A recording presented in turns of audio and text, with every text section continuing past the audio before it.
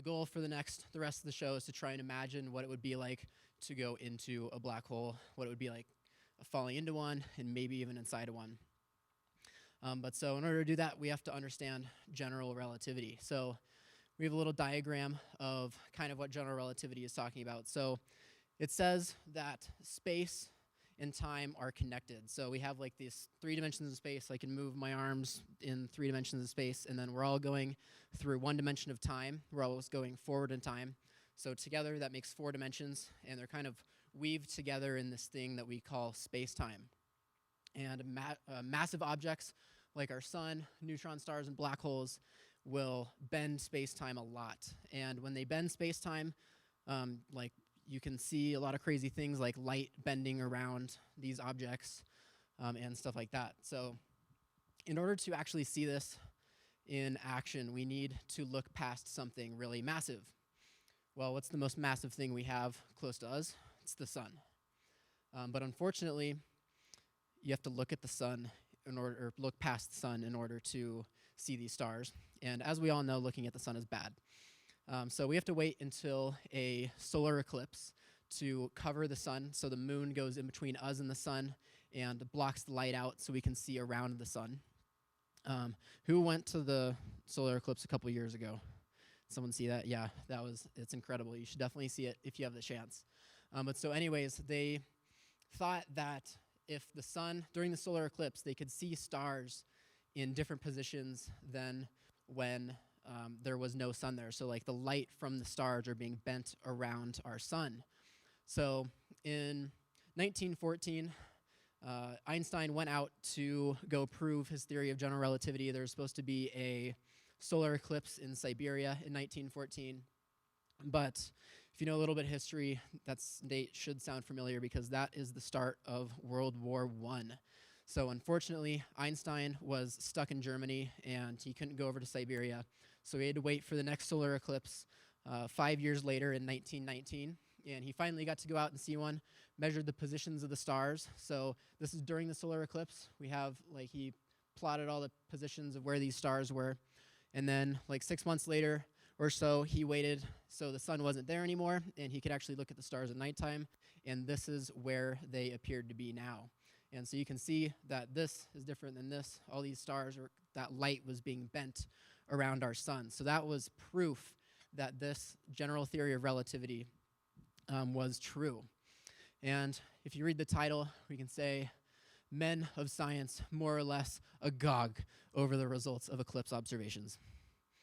So, yeah, everyone was really excited about it. So no one really decided to go look at that again because they just believed it for the next 100 years. And so in this last solar eclipse in 2017, a CU astronomer, Donald Runz, actually went out and did this experiment again, just with a little telescope that probably some of us could buy.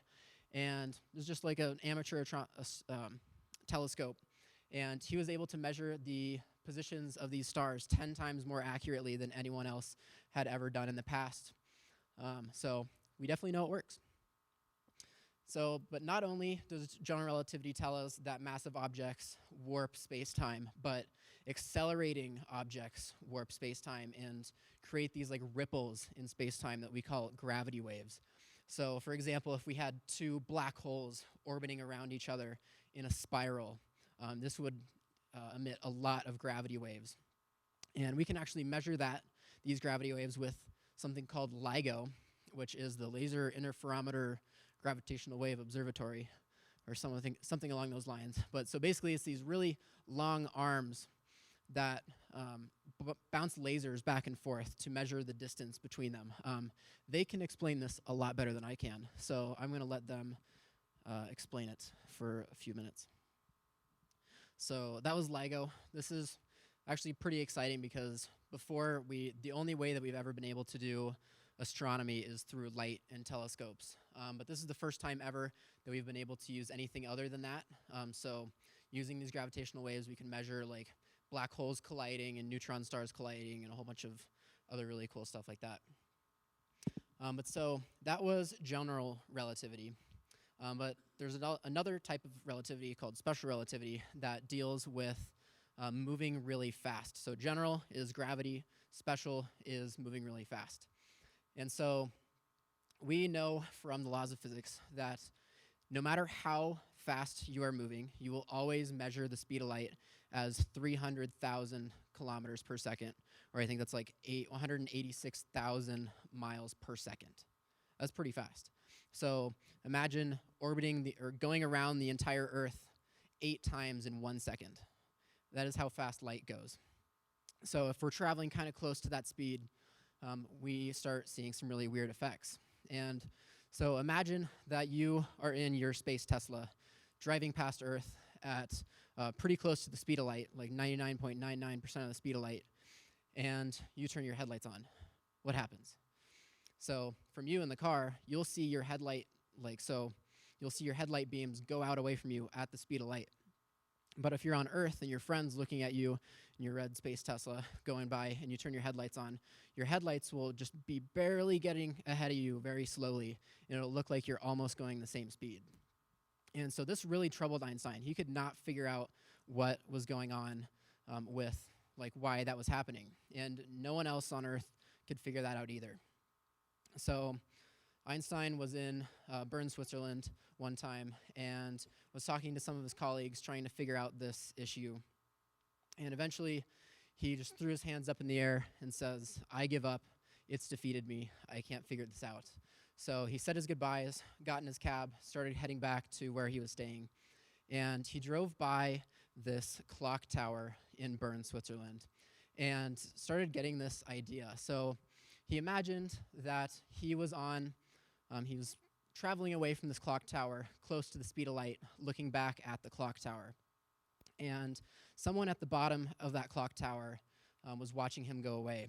So let's say that the second hand on the clock tower ticks. And every single time it ticks, it emits some red light and a little red photon. So a photon is basically a particle of light that travels at the speed of light. But so imagine that every time the clock tower ticks, it emits a red blink. And so if you were going away from the clock tower close to the speed of light, and someone was looking at you, they would see the second hand tick and emit a red photon. And that photon is trying to catch up to you, but you're moving so fast that it takes a while for that red photon to catch up to you. But if you were looking back at the clock tower, you would see the speed of light as the speed of light. So there would still be light coming off the clock tower, coming towards you really fast and catching up with you. But you would never see that red tick until even minutes or hours later. And so Einstein in that moment figured it out. And that is that time is not the same for everyone. Depending on how fast you're moving, your time will run slower or faster than someone else. So if you're still here on Earth and you watch your buddy go away from you at close to the speed of light, you will see their brain waves go slower, and all their movements would be a lot slower than they would be here on Earth because they're experiencing less time. There's some other weird things that happen as well. So if you look back at the clock tower, so everything would freeze behind you, and the whole universe would freeze, time would stop basically. But if you looked in front of you, everything would get brighter, and the whole entire universe would start going on fast forward, like someone hit the fast forward remote on the universe. And everything would, you could start seeing things that were actually behind you, and the things that were behind you look like they're in front of you now, and it just gets really weird when you're going close to the speed of light. But so with that, we can start imagining what it would be like to fall inside of a black hole. So if you and your friend were just hanging out, messing around near a black hole and wanted to do some science, and you're like, "Hey, Jim, I'm going to push you into this black hole. And while you're falling into the black hole, I want you to wave at me once per second and say your goodbyes."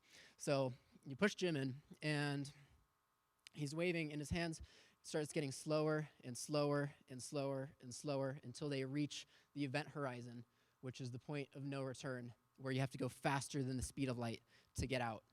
And once he reaches that point, his hand will stop, and he will start turning red until he pretty much goes invisible because his light has what we call red shifted, and you won't be able to see him anymore. if you were Jim and you were just waving your hand once per second, you'd be falling into the black hole, everything would be fine, and everything would seem normal to you. Behind you, the universe would freeze, and looking into the black hole, the universe would be on fast forward.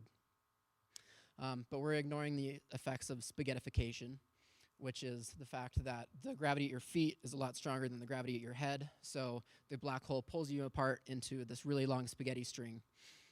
So it wouldn't be a comfortable experience.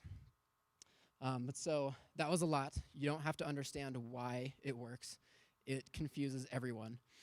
But just knowing how crazy it is, I think, is the fun part. But with that, does anyone have any questions about anything that I've covered so far?